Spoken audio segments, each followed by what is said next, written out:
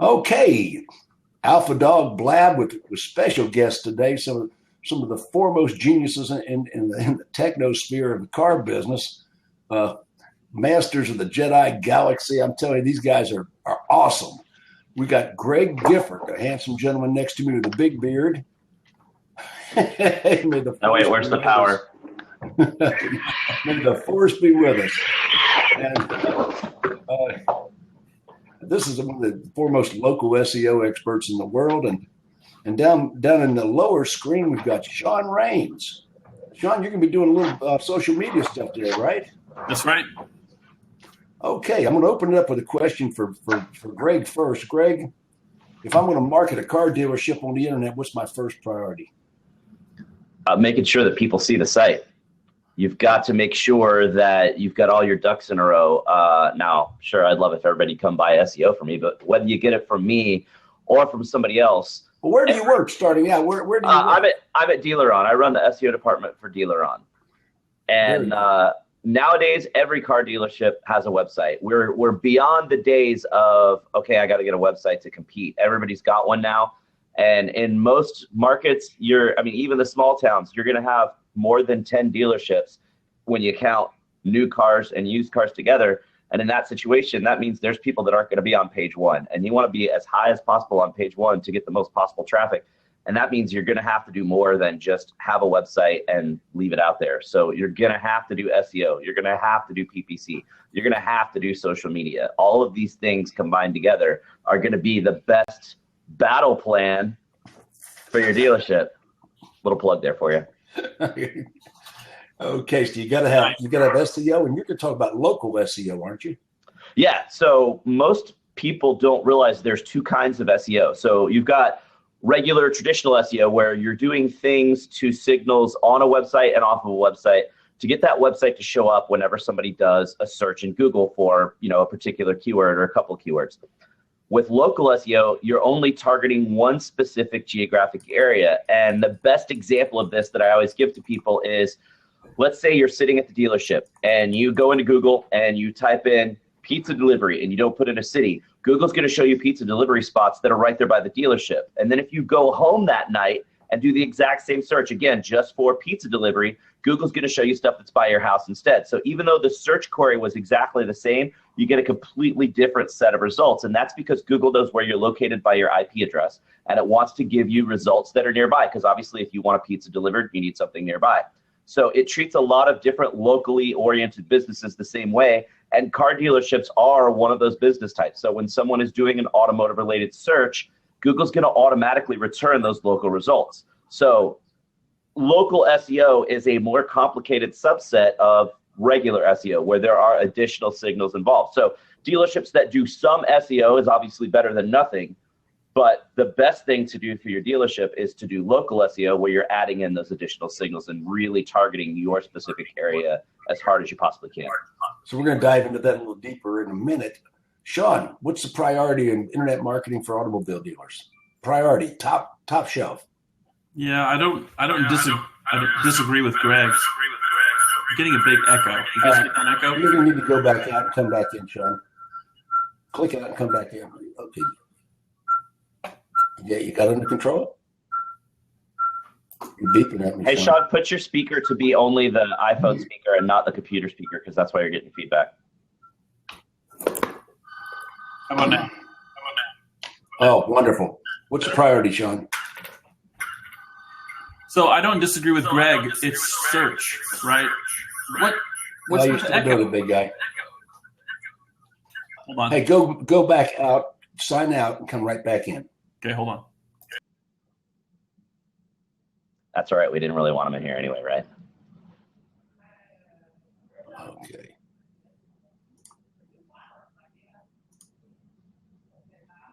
Okay, here he comes. How about now? No, you're still doing it to us, big guy. Try talking, Hello. dude. All right, hang on one second. I'm going to run across to see if I can. There we go. I'll do some Johnny Cash or something while we're More Johnny Cash. Yeah. Okay. And by the way, when it gets time to applaud for these guys, there's little hands in the bottom, the right-hand corner of the box. you can applaud by there you go, clicking on those two hands. That's applause. I mean, hey, is that Bobby Heron? Hey, Bobby Heron. Oh, she's a diva. I tell you, she's one of my favorites. Okay. Getting Mr. Rains' reverb done here. Because what you're getting is the slight delay and this. So which one do you want me to use? If you can plug this in and turn off your computer, just mute your computer, but have that plugged in, or turn your computer way down, that should work. How do I do that?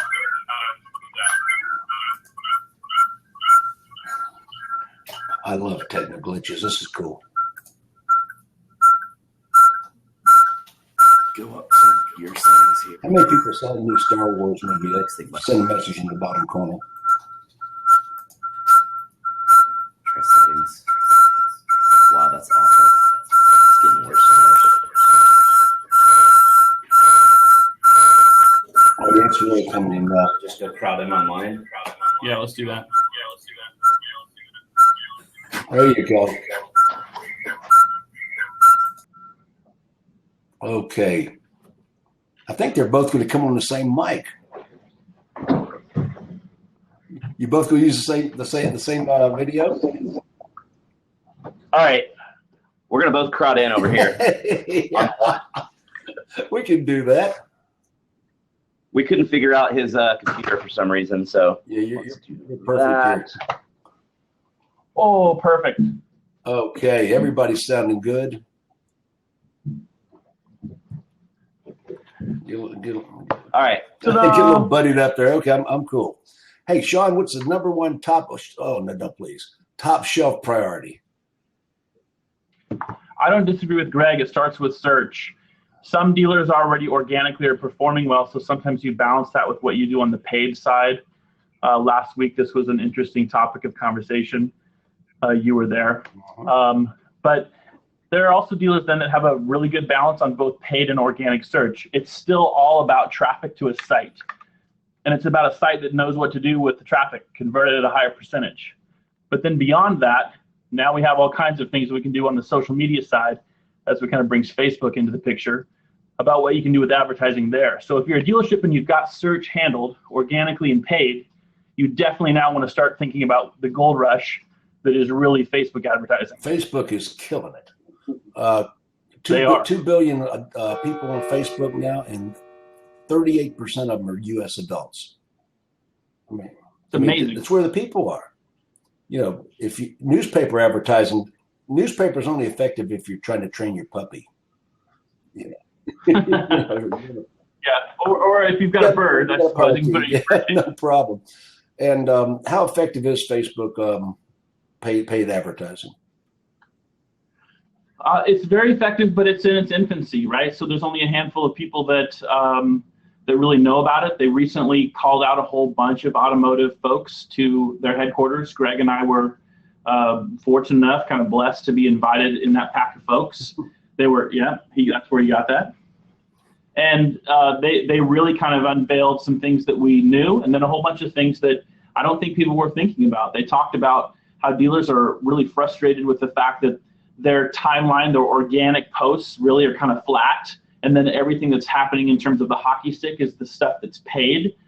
And they basically told us that's not our fault. We're not doing anything different with how Facebook itself works. What's happening is that people are realizing that the custom audiences that you can target that are specific to age, location, interests, income level, activities, device, you can go. You don't even want to know how specific that's you why can we're get. doing this broadcast. It's scary, right? So you have bulk data. You can find out what people are driving, what they've been driving, where they may be interested. You can get into very specific location data. Where is this data? It's inside of Facebook. So when you go in to build your ads and you set your audience inside of Facebook, then you can go in and select different demographic points of data. You can go as simple as location, age, sex. You can start getting into you can start getting into income level. You can even find in-market shoppers. Like, it's really crazy. And then you could say, I want people that like this and don't like this. that are friends with this person, and not. It's really, really. You can get that specific. Yeah. Yeah, and there are really two places where people get this information within Facebook. So they have a basic ads manager, which any dealership really could figure out how to use the Facebook ads manager. If it's not something, and Jim, you're very passionate about this, it's like dealers be good at what you do, right? If you need to choose somebody that really knows what they're doing. So it may be that you want to choose somebody that knows how to actually use Facebook ads manager, but beyond that, Facebook has something called Power Editor, and this is really kind of the deeper version of what you can go in and do in terms of setting up specific audiences and ad campaigns, getting into these custom audiences, including they even have they have something called lookalike audience. What's that? Are we freezing up here? Yeah, maybe there was a little bit of freeze up. Okay. Seems fine. Seems fine now. Yeah. Yeah. Okay. Now, so when you build these, how good is a responsive website? I mean, is the website the third part of the equation? Website, from Dealeron's perspective, the website is really your centerpiece. It's your hub, right? Everything's going to happen there. So, of course, the technology being responsive, we've been hearing about it now for a couple of years. The importance of that really is so that regardless of device, that you're getting a beautiful experience that doesn't compromise the entire amount of content that a dealership wants to be available to the consumer. So previously in a .m or M. site or a Mobi site, those were smaller versions of what the dealership has on their desktop or their complete site. Now with responsive, if it's built properly, you can access every single piece of content regardless of the size of device you're using, and it looks beautiful. It's presented in a way that's going to help the conversion experience even if you're on a small mobile phone. Very, very important because the website has a job, convert traffic. Okay, you got social media. How effective is email marketing? Is that still in there? If you do it right, it can be very effective. The problem is a lot of dealers just blast their email list and they're not doing anything with segmentation. If you're not segmenting your email list, it's just not going to be effective because you're blasting out a message that probably isn't going to apply to the majority of the people on your list. So if you segment your message, you create really good emails, you make sure your emails are responsive so that they'll look good if someone pulls them up on their phone, and you send them to a specific landing page that you built that's specifically designed to convert that email audience, then heck yeah, it's going to work. But if you're just like, hey, here's an email, go see my website and buy a car, then you're not going to get much. Okay, so build a specific product or promotion landing page. If you're having a sale, build a landing page for that sale. If you and should it take them right to the unit you're talking about? Well, I mean, because think about it. If you're sending me, if I get an email from a dealership that's got some sort of reason, some call to action there, and I'm like, oh, this is great. I'm interested, I want to call them, or I want to find out more, and I click on that email, and it just goes to their, to a VDP for a Corvette. Or if it goes to just the inventory search page that says, hey, here's all the Corvettes in stock. Maybe I was looking for a specific set of rims for my Corvette, and I'm just landing on the Corvette landing page. That's not an effective use of email. If you're sending me something that's about a specific offer, you should send me to a page that has more information about that instead of just dropping me on your homepage or dropping me on your list of inventory. Fantastic. Now, Sean, I interrupted you earlier and threw out some more questions. And by the way, I'm asking questions to which I probably already know the answer. So of course you do. I do. So, see, that's my trick. You don't know whether I really know it or don't know it. You're talking about social media. Let's get back into Facebook advertising, because that's, people are talking about dark posts, and I'll tell you what, it can leave you behind in a hurry. I'm hearing so much terminology, and it's moving faster than a lot of us can keep up with. So dive a little deeper into Facebook. So let me talk about dark posts. So dark posts, I think the first person that I heard kind of evangelize the effectiveness of dark posts was Gary Vaynerchuk, maybe getting close to a couple years ago. A dark post is essentially an unpublished post. So where it shows up in your feed is what's different. So it looks like something that should naturally be there. And they do perform well. What Facebook is now pushing heavier, though, is strictly their ad platform, it is meant to be a targeted ad. So I would tell dealers that because it's so cost effective, it's super cheap. It's like the early days of AdWords where the cost per clicks are super, super, super cheap. I would probably be doing both if it were me and my dealership. I would probably be doing some dark posts or unpublished posts. I would probably also do published, which are, you could boost something that you post, which is, the content that you push out, Jim, you've got an option to boost that post. You can put $100 on something and just get that to a targeted audience. That targeted audience could be as simple as everyone that likes the Alpha Dog Facebook page. It could be a custom audience of email addresses that you have acquired over time from maybe NADA, where you go and you're exhibiting there, and then you have a database or an email address list that you can market to. So you can build those custom audiences, and you can push posts there that are boosted posts. You can also set up your ads to go to those specific folks as well. And then beyond that, one of the things that is really interesting, that I find interesting for dealers, and Greg, I'd like to know your thoughts. I think I know what they are. But Facebook now has a lookalike audience. So a lookalike audience, basically, it kind of scans or gives you an idea of what your primary target audiences are, and then it will create lookalikes based on that profile of person, what their interests are, maybe where they live. You basically get to choose based on similarities of the target that you want, based on all types of criteria. So if I were a dealership, I'd be looking at both the ad platform as well as what you would do through dark posting and published posts. Let's, like with the lookalike audience, that's where a lot of people fail when they're doing Facebook, because they go in and you could pretty much figure out how to at least run them pretty easily yourself, even if you don't really know the ins and outs of Facebook advertising. And so you go click off all your demographic settings, and then that's your saved audience. And whenever you run ads, you're running it at that same audience every time. So for as long as you're going to use that audience, you're pushing those ads to the same people, where you could create that audience and then the next month say, I want to use a lookalike audience of this audience. And it creates a lookalike audience that's based on those same demographics. It'll create a duplicate list. But it's a different set of people. So now, instead of running it at the same 100,000 people every month, you run it at 100,000 people this month and another 100,000 people this month that are similar but not the exact same. So it helps you keep your ads fresh. It keeps people from getting fatigue of seeing the same stuff from you all the time, and it helps your stuff be a lot more effective. That's why you guys are two of the gods of the industry. You know that. Hey, Team One Toyota asked a question. What is the industry real CTR on dark post? By the way, guys, who cares? I think dark post is a big buzzword right now, and all the dealers are like, ooh, it sounds so cool. Dark post that nobody sees. And like, who cares? Who cares? Dark posting is really what dark posting is. Dark posting is something that does not show up in your analytics as coming from Facebook, even though it came from Facebook and it didn't come from you. So if someone shares your inventory list page on their Facebook account and someone else clicks on that and comes to your site, then that's a dark post because you didn't push that post out, but you're still getting traffic from Facebook. Who cares?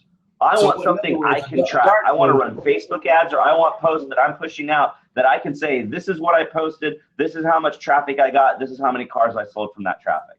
So a dark post looks like a third-party endorsement. Out of different, one of the things that Facebook mentioned when we were there is they really downplayed watching metrics like that, like what's the real click-through rate or even the effectiveness of dark posts. They really downplayed dealers chasing likes and shares. I mean, did they not almost like spend too much time saying dealers are chasing the wrong thing? Like perfect example. Hey, let's go to Fiverr and buy 500 new likes for our Facebook page. They're like, don't do that. It's you're following the wrong bullseye. Perfect example. If Sean didn't have a jacked up computer and he was still showing up like down below here, and I was like, I want to be cooler than Sean. You guys go click on this little hand thing over here to make me have more likes than Sean for this Blab session. Who cares? It doesn't matter. It's an ego boost for you. Thanks, whoever's whoever's funny. Right, but it's an ego boost. Like, who cares how many likes you have? You actually diminish the effectiveness of anything you're doing organically if you get a ton of fans on Facebook. I'd much rather have a dealership that has 500 super engaged fans that keep coming back to the page and keep spreading the word than have a dealership that has 5,000 fans that never see anything that dealership posts. Let me interrupt a second. Hey, guys. Anybody wants to ask a question, go down to where it says send a message and put in /Q before your question. /Q will make it show up as a question. Okay, so we got a pretty good audience out here, guys. Prioritize. So Team One Toyota. I don't know if Greg knows it. I don't know what the automotive industry average CTR is on dark posts. Just so there's a very clear answer instead of being like the Republican or Democratic debates, both. That's your real answer. I don't know what it is. If you're really interested, send me an email. I'll certainly reach out to our contacts and find out if anyone actually has it, because Well, and your click-through rate is going to be different based on how you're running your social. Like a dealership that is running social the right way and has tons of engagement, even organically, like not talking about ads. If we're just talking organic only, they've got a smaller number of followers. I'm not talking like 20, but they're not like bloating it out to like 15,000. They've got a decent number of followers and they're doing things correctly. They're going to have a much higher click-through rate than some dealership that has 10,000 likes and is running a ton of ads. I mean, it's different. And then different cities are going to have different click-through rates. Some cities are going to have a lot more engaged Facebook users than others. So there's no, if we say, oh, the industry click-through rate is X, does that really matter to your dealership? No. What matters is, are you maximizing what you can do at your dealership in your market? Who cares what the guy on the other side of the country is doing? Does Twitter sell cars? Probably different yeah. And even Toyota's is probably radically different than Kia's. Okay, another subject. Does Twitter sell cars? Yes. Talk about it. Twitter users are more affluent and more educated. So Twitter's really great for a lot of highline dealers. Twitter users are a different subset of social media users from Facebook users. Yeah, there will be some overlap, but there's a lot of people like me that much prefer to use Twitter as opposed to being on Facebook. The people on Twitter will communicate quickly. They'll answer you fast. They'll engage with you a lot more if you engage with them. And because they're more affluent, they're more likely to buy. You can run paid ads on Twitter, and those work really well too. So it's just a different set, and you've got to figure out per brand where your users are. Are they on Facebook? Are they on Twitter?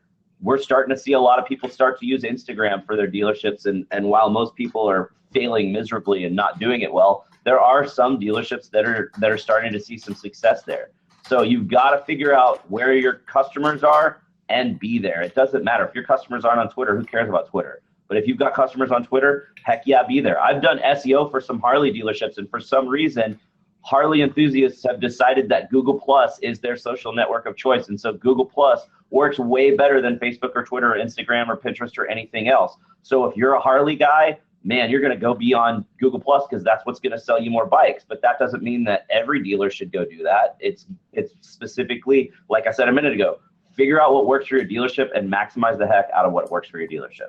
Your engagement through Twitter in terms of influencers can be massive. And I think the first time that my mind was kind of blown with what Twitter could do was when I met Jeff Kreider when he was still at Lebanon Ford, before he was working with Eric Milch.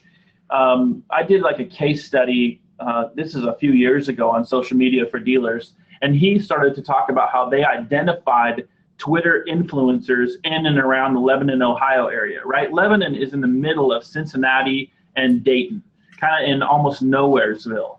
But they found people that were influencers both to the north and south of them, and they put together this initial like Twitter campaign that they had a specific criteria. You know, they had to have all of these specifics. Hey, they had to have all these specifics that would qualify them as an influencer, but then they put them in new Fords in exchange for what they were going to do through Twitter and a little bit of YouTube and Facebook as well. But through Twitter, the influence there of hashtagging, right, the vehicle they were driving, tagging the dealership with every single thing they were doing with the vehicles, it ended up having this huge lift. But here's the thing, most dealerships, if they're going to try something like Twitter to sell more cars, don't properly manage and track the effort. So they don't even know if Twitter's helping them sell more cars. They just want to know if the Alpha Dog or any of the Jedis you can assemble will tell you yes or no. But it's up to them to actually have tracking in place to know if it works. And I bet you that this lovely lady in front of us has probably a couple of thoughts on that. Cheerleaders, guys. That's why she's here.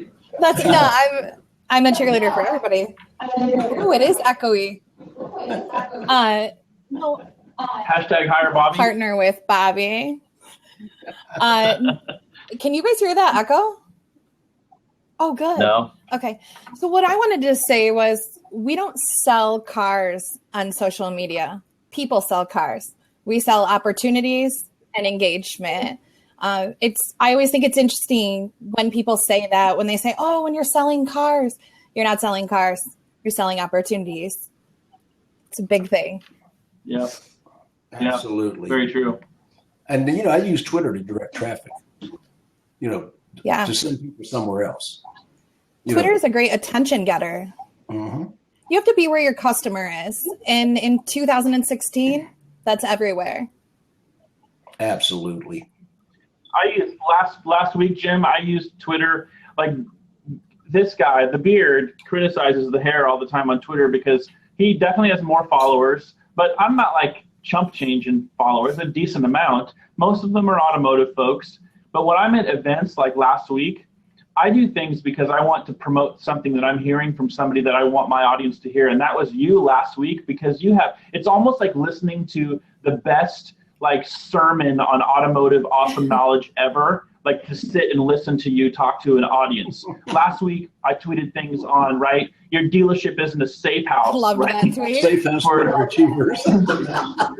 For underachievers. That's gold. That's like a fried slice of gold. It's amazing. But you also were talking about don't miss the event, how awesome it is, the opportunity to fire somebody. You don't have to fire everybody, but you got to fire someone. And when you do, it's kind of like an umpire. You're out. Cut. You're off the island. You're fired. But isn't that true, though? Aren't there so many people out there that are trying to be so political about it, right? And somebody has to just come out and say, get your shit together. It's 2016. I never fire anybody with any dignity at all. Well, last week you were throwing out nuggets that I thought my choice for social media was to influence the people that follow me through Twitter. And what happened? People were like, oh yeah, that's great, right? It brings exposure. So kind of to Bobby's point, that same way of bringing exposure and then letting people influence something. It's the people that end up helping that effort of getting cars sold, right? As opposed to selling it specifically. Well, I think Festus Hagen on Gunsmoke. We're all talking. Okay.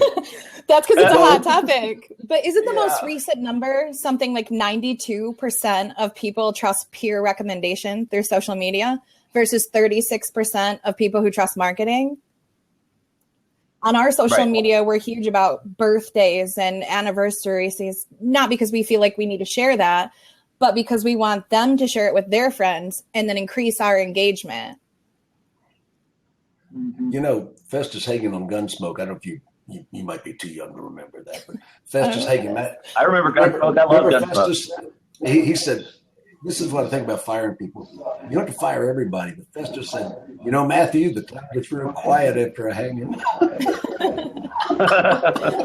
Well, sometimes you got to fire somebody. Not everybody's the right fit for the same job. No. I got 4 E's in Zieglerism. You evaluate, educate, elevate, and then you exterminate. Always educate. Always educate and elevate first. You try to bring them up to your standard. I follow the 3 T's. Ambush people. After that, Jim, you got to follow the 3 T's. It's train, transfer, or terminate. Either train them to be good. Look who's coming in. Oh, my gosh. Look who's coming in. You're going to love this. My favorite people are all showing up. She's in Kansas. I haven't seen her all week.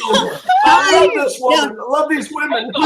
Pardon my I'm not working today attire here, but I am working today. The same thing. You got that housewifey look about you. I just wanted to jump in on that because when I first got involved in management, I did the 5-minute manager series. And it wasn't all the E's, but it's either if you have a problem with an employee, they don't know or they don't care. Now, I already heard Bobby curse, so I know that it's okay. I always felt just no F words or okay. I heard it. No, I won't. I'm not going to say it at all. It's just a hand signal that I added to the 5-minute manager series. If you have a problem with an employee, they either don't know or they don't care. It is your job as a manager to make sure that they know. So if you eliminate the knowing problem, then you know what you're left with.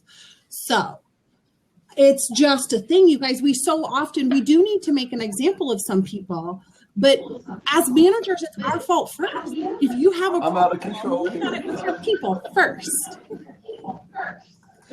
You're absolutely right. Hi, Bobby. I miss your face. I miss your face too.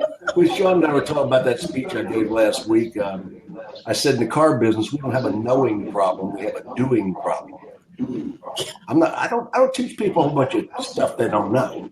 Yeah. But they're not doing it. Yeah. I've had managers say, well, I know that. I said, well, you have a big meeting one day and say, hey, let's stop doing all the shit that works. What's going on here? We have a lazy problem. Right. We have people who are lazy. I said, shit. I tweeted that too. Everybody can say shit. That's right. I could say. All right. Let's get back into the subject at hand. We're talking about social media. We're talking about, I want to go back to Greg, the big beard. I want to go back to Greg for a second. SEO. Let's talk about the vendors stealing the home slots. The first part of the page, I got Car Gurus, I got Auto Trader, I got Cars.com, I got all these little podunk pirate sites stealing above the fold on the first page. And that's not just a problem within automotive. That's a problem within local search. With the update that happened about a year and a half ago, the Pigeon update, Google made a lot of changes to how it calculates local search results.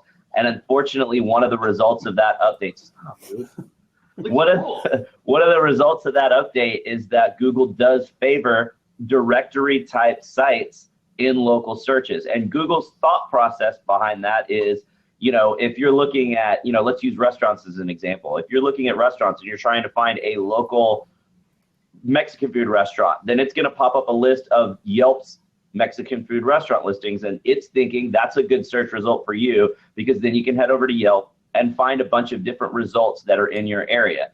With auto dealers, it's going to show the Auto Trader listings for the nearby stuff, or the Craigslist listings for nearby stuff. It's trying to serve up the right kind of results.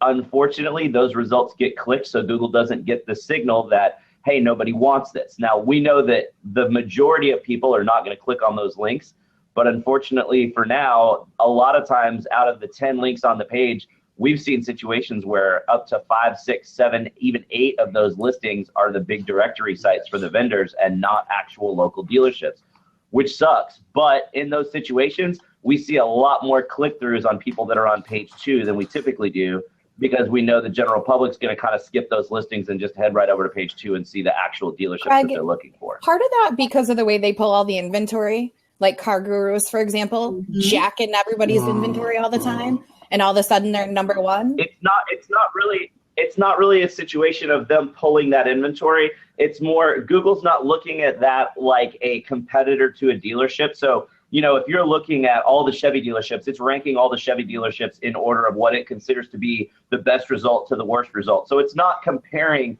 Auto Trader and Car Gurus to the dealerships. It's giving an alternative, because it's saying, hey, look, I don't know if you're looking for a specific local dealership or a list of local dealerships. And all of those sites, Google sees them as directory sites. So they are listings of local dealerships, because all those sites are very well grouped to say, here are not necessarily just an inventory set, but a list of dealers in this specific geo area. Greg, so because it's got a list of all the Dallas car dealers or whatever, it's going to show up as a search result. How do you knock those people down on the first page? That was going to be my question. How do we compete? Yeah. How do you knock them down? Unfortunately, you can't, but you can do something called Barnacle SEO. So Barnacle SEO is basically the concept of attaching yourself like a barnacle to the SEO power of the large ship/website that's going to be ranking above you because of its power, and catching traffic that drifts by. So instead of saying, oh, well, Auto Trader sucks and Car Guru sucks or whatever, go to those sites, make sure you're on those sites, make sure you're absolutely, as far as possible, optimizing every possible thing about your listings on that site. And that way, when people do get there, then you're still going to be able to get some traffic, and you'll still see some traffic from that. But overall, I wouldn't really worry so much about showing up on Auto Trader, Car Gurus, because the general public doesn't go to those sites. You're only going to go to Auto Trader or eBay or Craigslist if you're looking for a really specific make and model combo that's not readily available in your area. So if it's anything that's not super uber specific, people are going to skip over those and go to the dealerships because people are going to favor a physical dealership that's local over Auto Trader for anything that's more, and I say generic, it's not really the right word because that implies that it's kind of boring, but anything that's readily available in their local area that they can go physically touch and sit in and test drive, they're going to by far favor that over Auto Trader, where they're like, okay, I have to look through this and maybe it's local, maybe it's not. Auto Trader is really more of something people are looking for when they're looking for something that they know they're going to have to look on a national level. Because Greg, what about just say that we need to treat our dealer pages, if we are on those platforms, autotradercars.com, just like we do our citations, and make sure everything's together? Because so many dealers ignore that part. Absolutely. What about comments? What about putting local SEO into the comments that are feeding out everywhere? Will that help the listing? So not really, because when you've got your inventory feeding out, everybody knows duplicate content's a really bad thing for SEO. So if you were to have something on your website that's on 10,000 other websites and it's the exact same content in any other industry other than ours, that would be really bad for your website and you would never rank.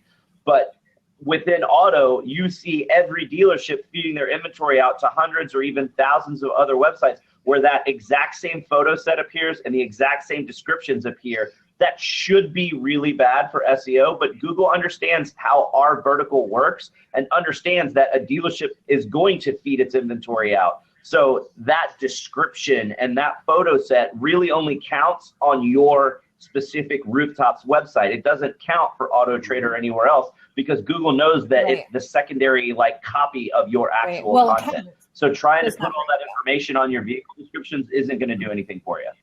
It'll help on your website, but it's not going to help. You're over-modulating a bit there, Greg. You're what do you mean? You're warbling a little bit. You got a little vibration happening. Echo. Sorry. I don't know if you're crowding the mic or what you're doing. Well, I think with comments, it might not have an SEO value, but when everybody's competing at the same price with the same vehicle, adding things into the comments like packages do increase the value of the vehicle so they don't have to be the lowest price. It's hand in hand. Yep. You're awesome. Is that just me? What the heck? Must be just you because I'm hearing everybody fine. If you're hearing fine, so that's on my end. Okay, let's switch gears again. LinkedIn. Is it worthwhile to sell cars? Absolutely. LinkedIn is another. I love to hear from the gals on this. I use it for recruiting. Oh yes, it helps sell cars for sure. I use LinkedIn a little bit different than that. So with an upgraded membership in my market where there's a lot of employee business, I can actually go onto LinkedIn and say, show me all the employees that work for Dow Chemical, which is a privately held company, and that list is not available. And I can target them on LinkedIn at any time. In addition, if a lead comes in, we train the BDCs to look on there for their employer so that we're not offering up the wrong price on the first shot. If they work for somebody that qualifies, we already know. I got a LinkedIn trick that's really cool. Of course, I sell seminars. I sell conferences. So I'll go put car dealer, Minneapolis, and a couple keywords in there, and I get a dealer. Then I'll start targeting all of their friends, and then their friends. And I can pick up a big list. Yeah, did you know they recently lowered the age on LinkedIn to be able to come on to 13? And it said that in 2015, 2 people join LinkedIn every 1 second. That's a huge audience. Well, I like it better than Facebook because I've got 90 some odd 100 people there. Yeah, Facebook. Yeah. I keep throwing people off the boat at 5,000 on my personal page. LinkedIn is great for B2B advertising opportunities. It's really where DealerOn is starting to actually experiment more with what we do in our marketing because it's B2B, right? We serve dealers who are B2C, which is different, right? So for our own website, DealerOn's website objective is not the same as the dealership. We have to sometimes explain to them when they're like, hey, how come your website isn't just like ours? Because we're not selling cars, genius. right? So we're selling digital marketing services and websites, and we want to be able to market those to a B2B audience. Well, LinkedIn's perfect for that because we can then go and segment the automotive community. Every single one of us, well, all of you guys are going to probably see in a very short period of time, maybe even this weekend, maybe even before Christmas morning, a campaign that we're launching through LinkedIn around 9 SEM questions that you should be asking to make sure you save yourself from catastrophic failure and maybe point yourself towards success. It's a campaign we're launching through LinkedIn. It costs a very, very, very small amount of money in the marketing budget of a company as big as ours. But I'm sure there's a place for dealers to be able to also start to do the same thing. It's just about audience segmentation. It's the same thing with Facebook. And once you start to learn how to customize that audience and put it's what Facebook AdWords has been saying forever. The right ad in front of the right person at the right time, right? Well, LinkedIn certainly offers Well, that's why you guys are here, because Dealer On is the premier, if not one of the premier, one of the top web provider builders in the industry. I mean, this forum for superstars. Thank you. Well, Sean, welcome to the crew. From a dealership perspective, you immediately made me start thinking about fleet sales with LinkedIn, which is something I hadn't thought of before, to be able to reach out and market. If you're doing commercial truck sales or you're doing fleet sales in your regular retail dealership, that's a great opportunity there. Absolutely. Jennifer, we just actually. You never introduced yourself. Tell people who you work for, what you do. Oh, hi. Sorry, I just kind of barged in. Jennifer Brigg. I am the Director of Dealer Strategy for Zima Auto, which is a division of the Cardinelli Automotive Group. So I have a unique position where we have 17 dealerships, and we also work with dealerships that are external. So we do consulting on sales process, marketing efficiencies, and those things. Because we've had such great success. If you didn't know, Cardinelli is the number four currently internet sales volume in the country. We are gunning for number 2 for this year's numbers. But company in the industry. More importantly, she's Bobby, my main chick. Are you still vagrant? Am I still what? You broke up. A vagrant. I am. I am still a vagrant. I'm homeless still. Hire Bobby. But I'm soon to be moving into a beautiful mansion. Oh. The grounds guy's got his work cut out for him. We're all friends. This is when are you going to break into song like "Someday My Prince Will Come" and you're going to start like we're going to see the fairy tale? No, my prince will come. I'm not scared. Her whole background drops away and like glitter starts raining down. No songs for me today. So you have like a whole industry in it, right? Oh golly, this is out of control. Okay. This is good. We're good networking, LinkedIn. Good connection. We're all friends. That's dangerous. Okay, blogging on the website. Okay, essential. Jump in, guys. Blogging on the website. What's a good? It's not an option. Why? Why? Because content is king. I mean, when you talk about it, I know Greg can talk about this, and we talk about duplicate content, and it can't just be an RSS feed that you're retooling from somewhere else. It has to be good, original content. You need that on your website. You need it to push it out to other places. And like Bobby mentioned, the race to the bottom, I never like to discount a vehicle. I price competitively, and I don't want to step away from that price. But you have to have the value. And blogging helps you sell yourself as an expert in the area that your consumers are looking. Essential. You cannot not do it.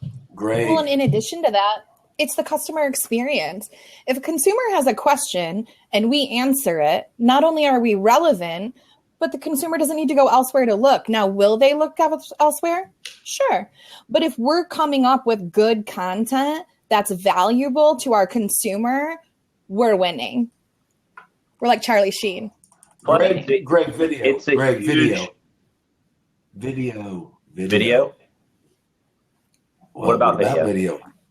What value? Video is awesome. Video everybody should be doing it. Unfortunately, most people suck at it. People suck at it. You and I might have a disagreement on that. Are you always up for like polished, super produced video, or No, I would much prefer, and now if we're talking, there's two different sides of the story here. There's video on VDPs, and then there's video as a marketing strategy. So the video on VDPs, you can go and use one of the providers that's going to do your photo stitch, and maybe it's got some music, and maybe it's got real audio voices instead of computer or whatever. I would much rather have a crappy iPhone handheld walk-around video of that car than a photo stitch video. We do agree, because I want a video to look like a home movie. If I want it to be real. I don't want a photo stitch video. Is not a video; it's a slideshow. Yeah. It's credible. I want it to be credible. It's not a commercial. It's credible, and it humanizes the dealership easily. That's the purpose of video. But you shouldn't stop at VDP videos. You shouldn't stop at vehicle videos. Throw some videos on your About Us page. Let us see your dealership. Let us feel your personality, because we know that people are going to be looking around. It's like we were just talking about with the blog content. We know that people are going to look at an average of at least 10 sites before they become a lead, whether they're going to show up or fill out a form or make a phone call. You've got to differentiate yourself. That's what at the very beginning, we were talking about SEO. Everybody's got a website now. You got to do something to stand out from that crowd. And video is a huge way to do that. And if you use video the right way, you can really get your personality across and help yourself stand out, so that, sure, people are going to shop around, but they're going to come back to you because you had so much more information and such better information and the answers to all their questions. And that's why they're going to come by. Well, and isn't it the truth now that people are looking for a dealership first and the salesperson second, right? We're gauging people on that. So if we provide a video that humanizes us as an opportunity, we're more likely to engage with that consumer. We do second deliveries on video. We send videos for everything. I'm a big believer in video. I was a pioneer in video. It's amazing. I spoke at Digital Dealer 3, I believe it was. And I mean, back in the day. And I held up, do you remember the flip cameras? Oh, yeah. Oh, my first VDP, every single person had a flip camera. I said, does anybody know what this is? And nobody in the audience knew what it was. Mm-mm. And I had just learned about it a month before at the National Speakers Convention. And Terry Brock had presented the flip camera. So I took an interview with somebody in the audience. I put it in my laptop right on the podium, emailed it to myself, and played it back on the screen. And people thought, wow, he's amazing.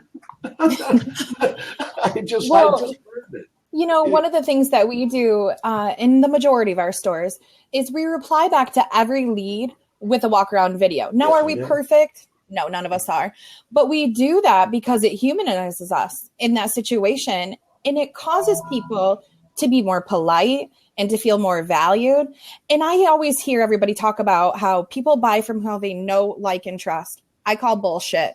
I don't buy stuff all the time from people that I know, like, and trust. I buy things from people who make me feel important and valued and worth your time. And if not, I'm out. Mm-hmm.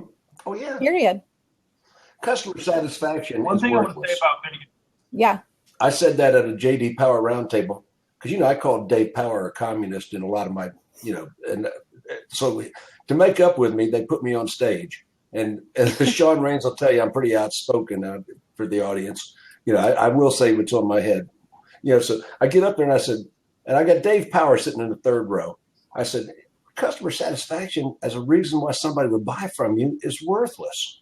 People expect to be satisfied. I woke up this morning in a Ritz-Carlton hotel. Everybody knew my name. The sheets were smelling really good. The food was excellent. The towels were so fluffy you couldn't shut your suitcase. I mean, they were in the suitcase. I didn't say, damn, I'm satisfied. People don't know when they're satisfied. They only know when they're dissatisfied. Absolutely. No, people expect to be satisfied. It never occurs to them that they're happy. Well, I'd like to share just a little tip with the dealers that are on this Blab about video, because everybody says it's too hard to do a live walk around. Well, if you're a new car franchise, create a library. It's not that difficult. Go do the walkarounds, use a Word document, upload them to YouTube, and every single one of my internet agents has a Word doc saved on their desktop that has a video of every new car model, live walk around. They get a lead on that. All they have to do is open up that document saved on their desktop, copy that hyperlink, and put it in the email. Actually, they get graded down if a video doesn't go out in the email.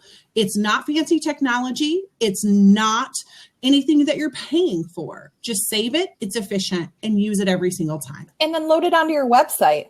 And let's get some dual use out of this. What about SEO on YouTube, Greg? You can speak to that. How important is that when you're loading a video? How important is it that you're captioning it and you're tagging it correctly? What do you think about that? Oh, it's hugely important.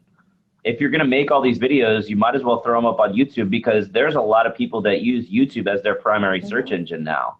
And it's the second biggest search engine behind Google, and it's owned by Google, so it indexes really well in Google. So if you're playing in video at all, you've got to be using YouTube, and you've got to be optimizing everything you're doing there, or you're Let me say something about that. But don't do everything that everyone else does. That's the one thing about video is, you can get a website, but you can get the same piece of shit website that everyone else has and do the same things with it, right? You can get paid search, but you can get it through some crappy provider, and it's the same stuff, and you're one of the same exact ad on the same page, right? The only difference is your URL. Video is similar, right? How many people buy their video from the same vendor? A lot of people, right? Well, if you don't do anything else to differentiate with video, then you're just like everyone else. That's, when everyone's special, no one is special. So think about the things like Mike Davenport, what he'll do with video. I'm sure that Bobby and Jennifer, that you guys probably send videos to each other just about, hey, we're best friends. Like, what? Okay, well, it's the same concept of making you feel comfortable and making you feel important, with the ability to have what's in everyone's pocket. Like, okay, you've got a customer, and maybe the last thing that you can do, they've seen the video that's on the VDP, they've seen the one that you have preloaded, but they haven't seen the one that you just recorded when you walked out to the vehicle with the keys, and you opened the hood, and you started the car, and you got in the back seat, and you're like, I'm so lonely back here, maybe you could join me, or whatever. Be funny, right? Crawl through the trunk. That pushes people. Well, somebody had made the comment. Someone made the comment a minute ago that training personnel on improv might be a good idea for video. And I laugh about that all the time. My first go around in college, I was a theater major, and I really do think that ability, I see that training with. Oh my gosh, so much more makes sense now. Oh, you get it. He speaks a brilliant British. They're camera shy. So I thought that was a great message that that somebody put up there about training them on improv and getting them to be funny. We did like a sales tax sale, and we had like a superhero theme, and we just used iMovie, a $5 app, and it was awesome. We had prices, we had salespeople being funny and cool with capes and cool. Well, and let's talk about the generation that we're marketing to in the next 10 years. So starting today, I'm a millennial. I'm not 21. I'm 34. All those millennials stay at home when moms pull out sofa and play Xbox all day. Just some of them. Here's the thing. They're driving a car to go out with their friends and hang out with mom. And so we have to really start thinking about video like we think about Snapchat, or we think about Instagram or Vine. 5-10 second videos. Not everything has to be a minute and a half long. We're trying to engage a generation that pays attention for less than 6 seconds. The average goldfish pays attention for 8. So we really have to focus on these things, right? This is where our customers are. This is who we're focusing on. They need $15 an hour. Right.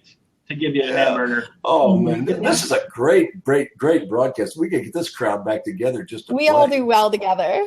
Yeah. That's because Greg and Sean are awesome, and of course, Jim, you're fantastic. Now, Bobby, unquestionable. I don't sugarcoat things, so I'm not for everybody. We're talking. Let's get back into some SEO, because we got the ultimate god of SEO here. We got Greg Gifford. Let's talk about Greg. Rant on. I would just kind of reiterate what I was saying earlier, that SEO is really not an option anymore. And I'm not saying that from a, hey, come buy SEO for me. I'm saying that from a, if you want your dealership to do well next year and moving forward, you've got to do it from somebody, and make sure you're getting it from somebody legitimate that understands what they're doing and is actually going to help you and isn't just taking your money. Is a real option, a real marketing tool? SpyFu is a great tool for research on pay-per-click type stuff. It's not really anything related to organic Is SpyFu SEO. a good tool to spy on your competitors and see what they're doing, what their marketing strategy, what their spend is? You can't truly see what their spend is because it's basically extrapolating what their spend probably is based on the ads that they're running, where those ads are placed, and what it knows the average cost of ads are for that area. So it's more of a guide. It's not like if you run it and say, oh, my competitor's spending $5,500, that you know they're spending $5,500. They could be spending $4,000. They could be spending $8,000. But when you're looking across the board at all your competitors in town, it gives you a gauge of the levels that each person is committing towards their so paid it gives strategies. you a guide better than and it's a good tool. I personally prefer to use SEMrush over SpyFu. Tell us about I'm writing this down. Everybody else should be too. Oh, good. I didn't because I knew you would. Send me your notes. SEMrush. Tell me about that. It's a similar tool to SpyFu. You basically can drop in a URL for one of your competitors, and it's going to go out and it's going to check all of the ads that person is running. Now, obviously, it's not going to catch everything, but again, it's a general guideline, and you could download a list of all the ads they're running and see the ad copy, see the keywords that they're targeting, see their budget, see potential traffic that they could be getting from that. So it's a really good tool, especially, we use it a lot when we're doing SEO. Like, even though my team doesn't do any paid advertising, but we use SEMrush as a research tool, because if we're starting to do SEO for a dealership that's in a market that we haven't worked in before, there's little idiosyncrasies about each brand in each market that's going to be different. And so we'll pop in on SEMrush and look and see what all the other guys in town are running their paid ads against, because we know that if they're spending significant money there, that's converting for them, and that it's an important term. So that helps us sometimes uncover things that we wouldn't have thought to do in that market because we're just not familiar with that area. And so it helps a lot of times when you're trying to see, I want to ramp up really quickly. Let's see what's important to everybody else. Now, I don't want to take it in the range of, I want to do exactly what those guys are doing, but it lets you see what's important to the other guys, which can sometimes, kind of give you a little bit of jump ahead in your research process, get you to the end point a little bit quickly, more quickly than you would. So real quick, just having stores all over the country, for me, I have 16 different stores in all different states. But here's the thing. What I heard Greg say just now is that you're using the tool to look at what keywords are important in a market that you're not familiar with. I can't tell you how many different general managers and marketing directors say to me, oh my God, my competition, they're doing so good. I need to know what they're doing. The closing car deal is better than you. Their ad copy is probably not that good. It doesn't matter what they're spending because that doesn't determine what you're doing. Let's actually look into what you're doing, improve the process, improve the people, close some car deals, and then let's do the marketing the right way instead of copying our competitor who probably hired an idiot.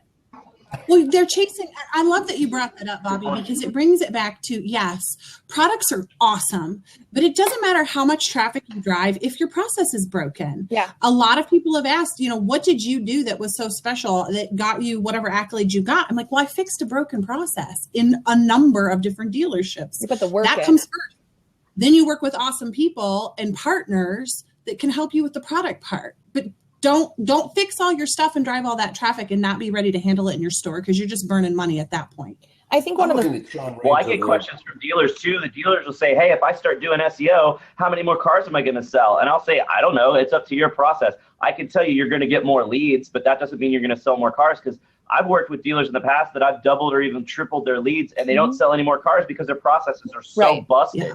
So, you've got to make sure that everything's in line. You can't just say, oh, if I start spending money on PPC and SEO, I'm going to sell a bunch more cars. You got to look at everything in-house too and make sure that all your ducks are in a row. And it has to evolve. I know that Bobby has talked about this and some other people have about the road to the sale is changing. The consumer's changing. We just have to handle them differently and look at that and make sure that we're not missing anybody or let anything slip through the cracks.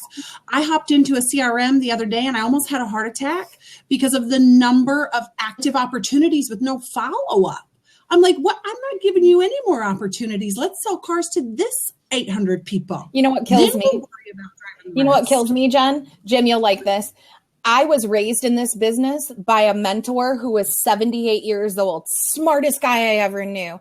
The first thing that he taught me when I came into the business was how they used to sell the book of business that they had built for $5-10 grand in like the 80s. And now it's like pulling hair to get somebody to make a prospecting call. I like sold my Rolodexes when I got into management.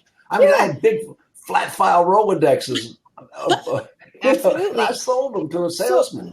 Yeah, selling cars in 2016 is not just marketing and it's not just process. It's hiring smart people to do your marketing or to help you understand getting out of their way and fixing the broken processes on your floor. Greg said something at a conference 2 years ago that made me just fall in love with him for SEO and SEM. And it was, he said, don't hire anybody who doesn't sell and who does not attend conferences on the regular that have nothing to do with automotive. If you're hiring a company that's sticking people in a cubicle to watch webinars, you might as well hire an intern. If you want to hire somebody who really knows what they're doing, you make sure that they're educated. And Greg's team is. We've been on an hour, guys. Do you believe in that? I'm looking at Sean Raines over there, and that new look of Sean, if they ever remake the movie Popeye, I've got Bluto. I like it.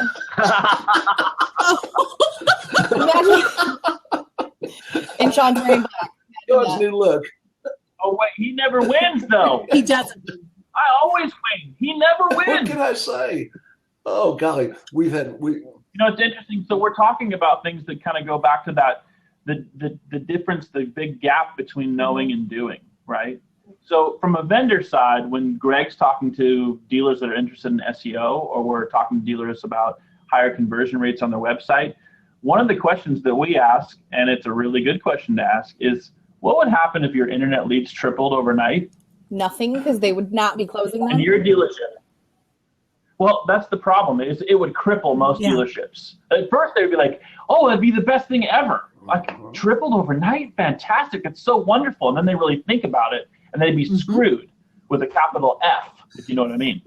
Because the processes don't exist, or the people to execute against those processes don't exist. So it's be careful what you wish for. If you don't have those process pieces in place, you don't even have any business trying to hire Greg, because he's going to flood you with more organic opportunities to sell cars. But if there's no process in place, it's not going to make any difference. And it goes for so many other services, and especially marketing choices that dealers can make. Figure out what's going on in your processes before you start overspending on services that you don't even know how to evaluate whether they're worth the money you're spending. Everybody give everybody some props here. Let's clap for little hands in the corner. Yeah. Okay. Who's got the most props here? Okay, the boys do. I need more props. I'm giving myself. I can't give myself. Let's see if we can get Bobby. I came in late. Hey, Bobby, you just passed him.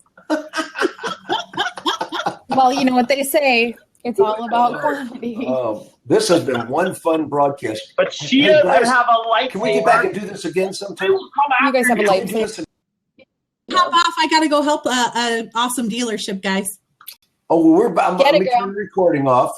5, 4, 3, 2. Goodbye.